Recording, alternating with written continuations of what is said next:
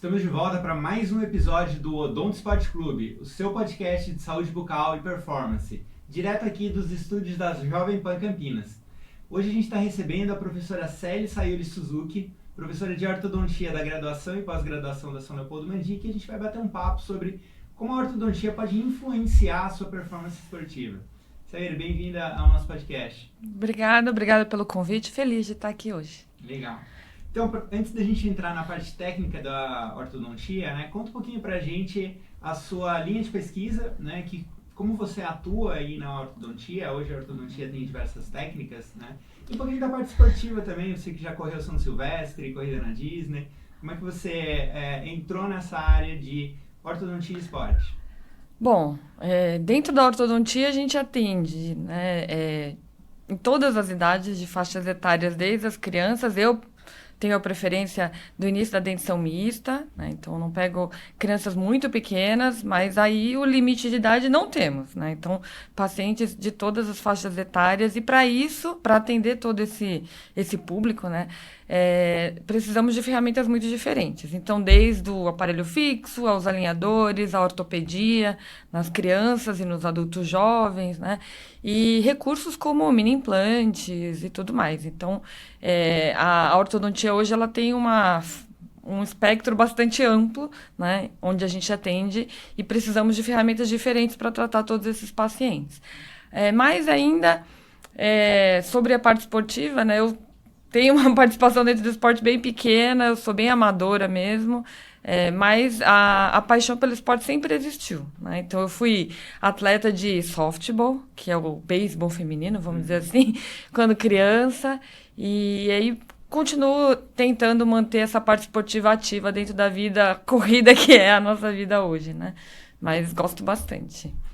Tá, e como que você faz essa ligação da ortodontia e do esporte? Você estuda bastante expansão rápida da maxila, né, a parte respiratória, de sono. Conta um pouquinho pra gente. Então, a expansão rápida da maxila, ela sempre existiu nas crianças, né? Numa faixa etária ali bem restrita, vamos dizer assim, que a gente chama de melhor atuação dentro do período pré-pubertário, entre 7 e 11 anos, né? Na adolescência, a expansão ela já se encontrava com resultados limitados na parte óssea, né? Muito mais resultados de expansão dentária, né? E a gente sempre teve esse recurso muito limitado, então, para adultos também, né? Onde a indicação se tornava muito mais cirúrgica, né? Aí, desde 2013, por volta de 2012, 2013, nós implementamos nos nossos cursos e nos nossos atendimentos de consultório, né, essa técnica de expansão rápida associada aos mini implantes, né? E isso tornou, assim, a ortodontia muito diferente da que a gente fazia antes. Foi um marco, né? Então, essa expansão que a gente chama de MARP, né, associada aos mini implantes, ela veio para trazer muitos benefícios aos pacientes, adolescentes, adultos, jovens, adultos mais maduros, né? Por conta não só dela corrigir, então, essa indicação que é a atresia maxilar, ou a maxila que a gente chama muito estreita, né? Então, um erro de má oclusão, mas também outros benefícios que a gente foi percebendo à medida que a gente foi tratando esses pacientes com essa técnica, né? Pelo próprio feedback dos pacientes. Então, de princípio, nós estávamos muito mais interessados em corrigir o problema ósseo, né? Expandir essa maxila que estava muito pequena, mas depois os pacientes começavam a nos relatar: estou respirando melhor, né? Conseguindo fazer, né, atividades físicas melhor, dormindo melhor, né? Conversando melhor, e o dia a dia mais alerta, né? E aí a gente decidiu, então, investigar a parte respiratória como benefício dessa técnica, né? E esse tem sido o nosso campo de atuação, que é maravilhoso, assim, né? Então, a gente saiu da nossa ortodontia, vamos dizer assim, convencional, onde a gente atuava muito mais na parte dentária, para entrar num campo que é a respiração, que é o grande benefício aí que trouxe essa técnica. Bom, mas vamos explicar um pouquinho para a nossa audiência aí que não é dentista, que é o pessoal do esporte, né, que pode ser um médico, um nutricionista, um fisioterapeuta ou o próprio atleta. Então, essa expansão da maxila, você vai abrir o arco né, e vai expandir o céu da boca do nosso paciente, né, lembrando que o céu da boca é o chão do nariz. Então, essa Perfeito. relação de oclusão e respiração, ela acontece dessa forma. Exato. Então, a maxila, né, que é o céu da boca, o palato, ele está associado à cavidade nasal e a expansão de um leva à expansão do outro, aumento da largura da cavidade nasal mesmo, do nariz, né, da parte óssea. E isso reflete muito em casos de desobstruções, né? Então, quando o espaço aéreo está restrito, né, para a passagem do ar pelo nariz, né, essa expansão ela é muito bem-vinda, porque ele aumenta esse espaço aéreo, né? E esse aumento leva a uma melhora da passagem do ar pelo nariz, né? Já constatado por algumas medidas que a gente fez, né, em trabalhos científicos e tudo mais. Então, vamos entrar um pouquinho nessa parte científica, né? Vocês têm essa linha de pesquisa, expansão rápida da maxila com mini implantes na São Leopoldo Magic, e já atendeu atletas e também pacientes que são atletas amadores, né? Atletas profissionais, né, de alto nível, alto rendimento, mas atletas amadores também. Como que foi nesses trabalhos, né? Que testes são feitos, iniciais, finais? Como é que você avalia isso? E o quanto isso você consegue de ganho respiratório? Então, eu costumo dizer que a gente pode avaliar a respiração de 3 formas, né? A primeira é por meio de um questionário, né? Então, existe um questionário que ele é validado pela Academia Americana de Otorrinolaringologia, cabeça-pescoço, né? E cirurgia de cabeça-pescoço, que ele tem um nome uma sigla bem interessante que ele chama NOSE, né? Mas é uma avaliação de obstrução nasal, né? Do sintoma de obstrução nasal. E essa é uma percepção do paciente que ela pode ser... o paciente mesmo pode fazer esse questionário bem breve, tem 5 perguntas, né? E ele vai pontuar a questão da obstrução, a dificuldade respiratória pelo nariz em diversos momentos, durante o dia, à noite para dormir e durante a prática de uma atividade física, né? E essa pontuação vai de 0 a 4. Né? E aí, primeiro o paciente, então, pode nos sinalizar que existe uma questão respiratória, né, envolvida, e depois a gente pode atuar fazendo algumas mensurações, né? Então, nos trabalhos que a gente usou, e até mesmo no consultório, a gente usa medidores de fluxo de ar, tanto passagem de ar pela boca, que daí a gente chama de fluxo de ar expiratório oral, o inspiratório nasal, então a quantidade de ar que passa por dentro do nariz, né? Então, na inspiração, e força muscular, né? Que a gente chama de pressão inspiratória máxima e pressão expiratória máxima, que é uma análise de força respiratória, né? E a gente também pode usar imagens como tomografia para avaliar volume de vias aéreas, né? Que também é uma mensuração, tá? E isso vai refletir provavelmente nesse esportista, né? Tanto de alta performance como amador, né? Toda a respiração é um ganho, né? Não só durante o esporte em si, mas durante a preparação do esporte também, né? A respiração ela vai trazer um condicionamento físico melhor e, portanto, uma performance melhor ali no dia a dia do atleta mesmo, né? É uma melhora na qualidade de vida, né? Exato. Sono, a Exato. motivação. É um todo, né? Então, a respiração, ela traz um benefício que existe desde da parte cognitiva, né? A parte...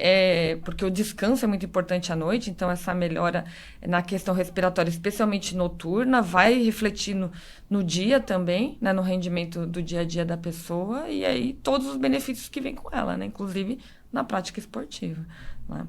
E os nossos trabalhos mostraram que a MARP em questão, né, que é essa expansão com os mini implantes, nesses pacientes adolescentes, né, nos pacientes adultos, ela traz sim aumento de volume de vias aéreas, né, então cerca de 30% a 40%, dependendo da faixa etária, né, e isso permite com que a passagem do ar fique mais fácil pelo nariz, né, medido por essas mensurações de fluxo aéreo, né, tanto de expiratório quanto inspiratório nasal, né? Também com ganho entre 20% e 30%, né?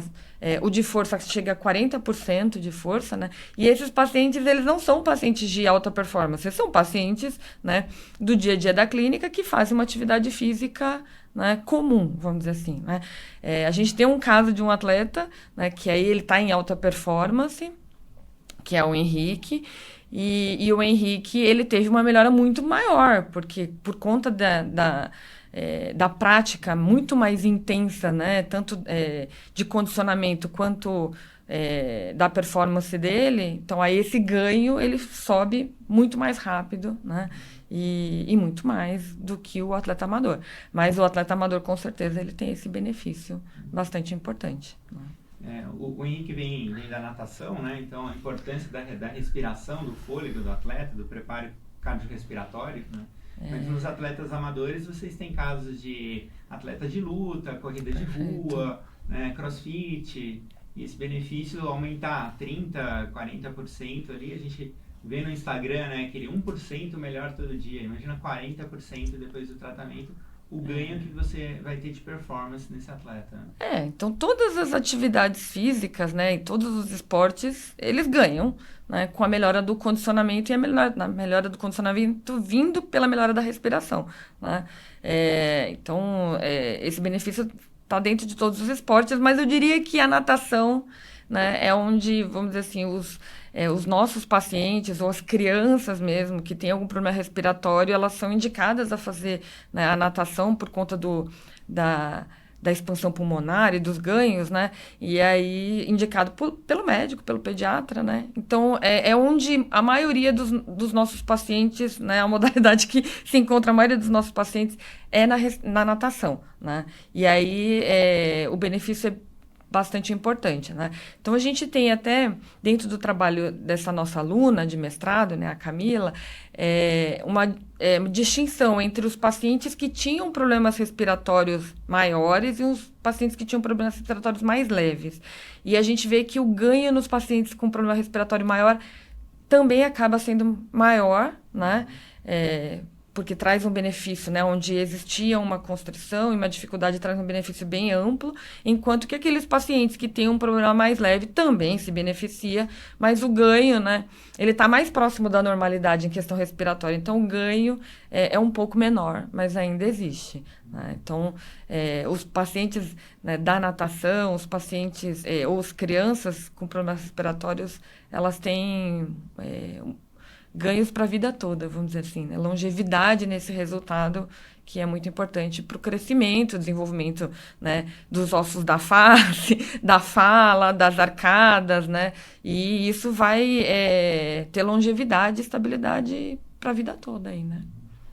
E tem uma atleta de luta, adolescente, uma adulta jovem, né, que relatou melhoras no sono, melhora no ronco. Como que você associa isso, essa abertura das vias aéreas também vai melhorar a respiração durante a noite? A Maria Eduarda é uma atleta nossa de luta mesmo, e ela foi tratada desde criança, né? Então, desde criança, ela já tinha esses sintomas de ronco e um pouquinho de apneia, né, durante o sono.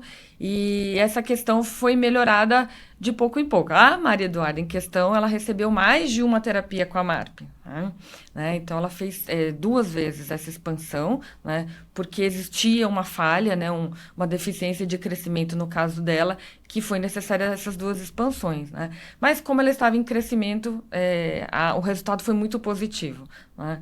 E hoje ela relata que ela melhorou muito a qualidade do sono dela, né? Existem muitos trabalhos a respeito disso, já essa associação entre a MARP, né, e os distúrbios do sono, né, que são a síndrome de apneia obstrutiva do sono, e esse benefício ele está bastante constatado aí na literatura, né, tanto para os pacientes crianças quanto os adultos mesmo, né? Então, é uma melhora de saúde geral, né? Não é uma melhora só numa questão pontual, porque a síndrome da apneia obstrutiva do sono ela chega a correr risco de vida mesmo, né? Essa pessoa que tem uma síndrome grave, né? Então é importante a gente observar esse nosso paciente atleta, né, desde a base. Né? O ideal seria identificar esse problema lá no começo para que ele possa até desenvolver a sua parte esportiva melhor ao longo da vida. Né? Isso, e a divulgação para isso é muito importante, né? Então, divulgar na comunidade de maneira ampla, assim, que os pacientes, crianças precisam, né, ser diagnosticados, né? Então, às vezes o diagnóstico vem em casa mesmo, né? Então, a mamãe já percebe esse problema se ela tiver certas informações, né? E ela consegue procurar a ajuda do profissional desde pequeno, né? E não deixar para tratar só ali na adolescência, né? Então, muita gente acha que o tratamento ortodôntico em si, só quando tiver a dentição permanente completa, e nesse caso, não, né? Quanto mais cedo, melhor. Né? Então, melhor o benefício também, maior o benefício. Maior o benefício, mais estabilidade a longo prazo, né? E todo o crescimento da face dessa criança, ela vai ser normalizada, né? Se tratado, né? De maneira preventiva, né? Ou interceptativa. Então, é bem... E como que os pais podem, fatores, que características da criança os pais devem prestar atenção e procurar um ortodontista? E qual a idade mais recomendada para isso? A questão respiratória, então, assim, ficar de boquinha aberta muito tempo, né, por tempo prolongado, dormir de boca aberta, sentir esse cansaço na face da pessoa, porque a gente chama de síndrome do respirador bucal, né, que ela reflete, inclusive, na característica facial, olheira, sabe, aquele cansaço diurno também, né, não ter aquele bom acompanhamento na escola, né, comparado a outros colegas. Então, existem várias características que, somadas, né, podem ser observadas em casa, né, até na questão da alimentação e da respiração ao mesmo tempo, que às vezes a pessoa tem dificuldade, falta ar ali durante a mastigação, né, ou na prática de alguma atividade, porque as crianças estão sempre, né, se movendo, correndo, então é perceptível que o cansaço ali pode ser bem mais cedo do que outras crianças, né? E aí procurar primeiro o odontopediatra, né? Que está sempre acompanhando, né? E depois o ortodontista. Né? Então aí do odontopediatra ser encaminhado para o ortodontista para intervir na idade certa. E agora falando um pouco mais de esporte, né? No caso da expansão da maxila, ele vai ter a abertura da sutura palatina, né? Então você vai deslocar aí o osso do céu da boca, né? Mas não é só, né? A gente já viu que mexe com cavidade nasal, mexe com outras estruturas. Durante a prática do esporte, o risco de uma batida, de um trauma. Então, nesse caso, o protetor bucal seria fundamental para esse atleta. Perfeito, porque nessa terapia, né, o resultado de mudança óssea, ela é rápida, né, como a própria expansão se chama rápida, né, então em poucos dias e poucas semanas, né, acontece esse deslocamento do osso, né, e até que esse osso volte a se consolidar na face, né, isso demora meses, né? Então, durante esse período em que o osso ele está, de uma certa forma, instável, né? Então, é necessário protegê-lo, com certeza. Né? E aí, se o atleta ele, né, tiver uma periodicidade, uma frequência grande da prática esportiva, ele vai precisar do protetor bucal, né? Porque qualquer trauma na face ali, perante esse osso instável, ele pode gerar repercussões negativas, né? Então, o protetor bucal é fundamental nesse período aí que entre, né, o término da expansão, né, e a consolidação desse osso expandido, né, que pode durar alguns meses. Então, cerca de 6 meses, mais ou menos, né, seria o período de uso desse protetor bucal. Vai continuar sendo indicado o protetor bucal, acredito eu, né? Dependendo do esporte que o paciente pratica, mas nesse período bastante crítico. Bastante crítico. Verdade. Bom, e aí falando de proteção, né? Sempre vem aquela dúvida, né? Consigo fazer isso com alinhador? Tem que colocar Bract? O Bract aumenta o risco de traumas em tecidos moles, né? Como que é esse planejamento, né, junto ao paciente e junto ao atleta, né? Você tentar encaixar isso numa pré-temporada, numa época fora de competição, ou utilizar um aparelho que traga um risco menor para esse atleta? Desse ponto de vista, os alinhadores eles têm grandes vantagens em relação ao aparelho fixo, né? Então, o alinhador ele não é só o aparelho móvel transparente encaixado na boca, ele tem alguns acessórios ali que são colados, que a gente chama de attachment, para auxiliar na movimentação, mas eles são muito menores em tamanho, né, do que o aparelho fixo, né? Então, e não necessariamente em todos os dentes, como é no aparelho fixo. Então, o alinhador, ele leva vantagem porque até quando se usa o alinhador, já existe uma pequena proteção, vamos dizer assim, né? E o protetor bucal, além disso, vai auxiliar nesse final, na proteção completa, né? Então, mas, em alguns momentos ainda, o aparelho fixo ele se torna mais eficiente. Então, assim, é tentar conciliar tempo, né? Então, se eu tiver pouco tempo, pré-temporada, eu prefiro tratar com aparelho fixo para que esse movimento, essa primeira movimentação necessária, ela seja mais eficiente e depois dar continuidade com o alinhador durante a temporada. De repente, né, que a gente chama de ortodontia híbrida. Então, tudo é possível de ser encaixado dentro, né, de um time. Né? De repente, se a gente opta por fazer todo com alinhador, a gente tem um atraso, porque ele já não é tão eficiente em alguns pontos, né? Então, preferível, de repente, né, numa pré-temporada, usar um aparelho fixo, né? Tratar os maiores movimentos, vamos dizer assim, e depois dar continuidade com os alinhadores. E isso tudo dentro da ortodontia é bem, né, bem tranquilo do atleta, né, trazer o calendário e a gente conseguir manejar tudo isso para o atleta ter o maior benefício ali, né, durante a prática esportiva.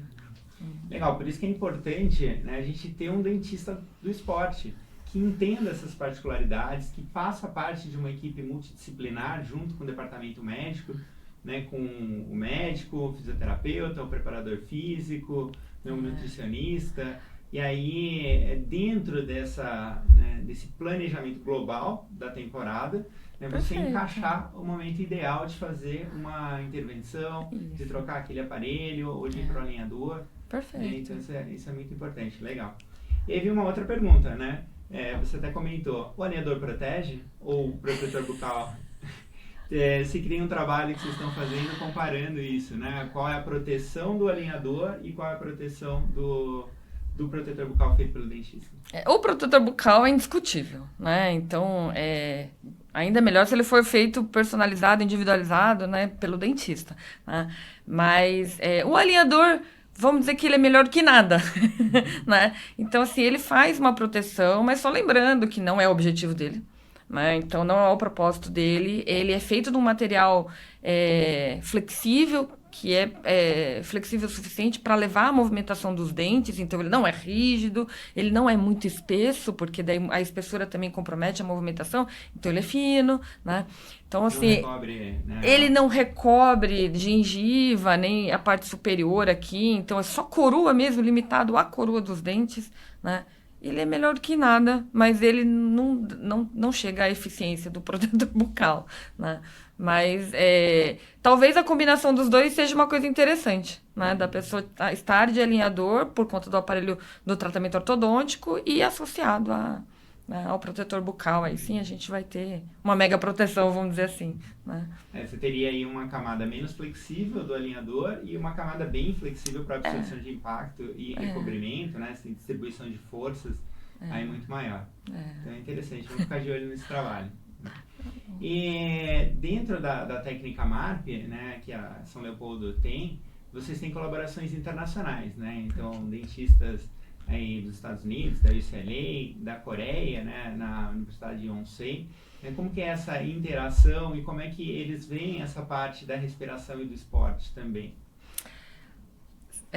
Esses dois centros, né, essas duas instituições foram muito importantes para o nosso crescimento. Então, tanto a Universidade da Califórnia, UCLA, quanto a Universidade de Yonsei, na Coreia do Sul, foram os pioneiros nessa técnica, né? E a nossa ligação com eles é muito forte, né? Então, continuo aprendendo com eles, eles aprendem um pouco com a gente e existe essa troca bem bacana internacional, né? E eles estão, sim, muito focados também nessa questão respiratória, né? Gostando muito dos trabalhos que a gente tem feito aqui, né? Porque para eles, algumas vezes, eles têm um pouco mais de dificuldade de acesso aos atletas, né? Como a gente tem aqui um pouco mais de facilidade, né? E não sei se lá também a odontologia do esporte ela é tão nos Estados Unidos e na Coreia, né? Nesses dois países em particular, eles têm essas informações de odontologia do esporte como a gente tem aqui. Então, acho que aqui no Brasil, né? Assim como outros países que você já esteve, essa informação ela chega melhor e daí, portanto, existe essa correlação entre, né, a expansão, a ortodontia, o atleta, né, muito mais próxima do que lá. Mas eles estão, sim, ligados à questão respiratória, aos distúrbios do sono, né? Então, é bem bacana essa troca com eles lá, é muito produtiva, assim.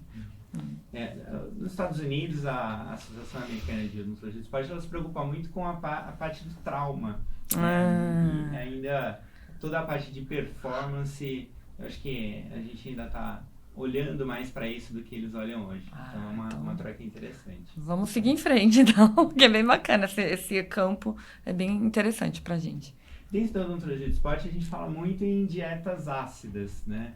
Então, o consumo de isotônicos, já de carboidrato, um atleta que vai estar se preparando para uma maratona, para um Ironman, vai ter horas de treino, aqueles longões, né, em que ele vai consumir o repositor eletrolítico, o gel de carboidrato, e o ortodontista ele tem a preocupação com a mancha branca, né, que são as lesões de cárie em volta de bracts, attachments, a inflamação gengival, também ligada ao acúmulo de biofilme nos bracts e principalmente nos alinhadores, né?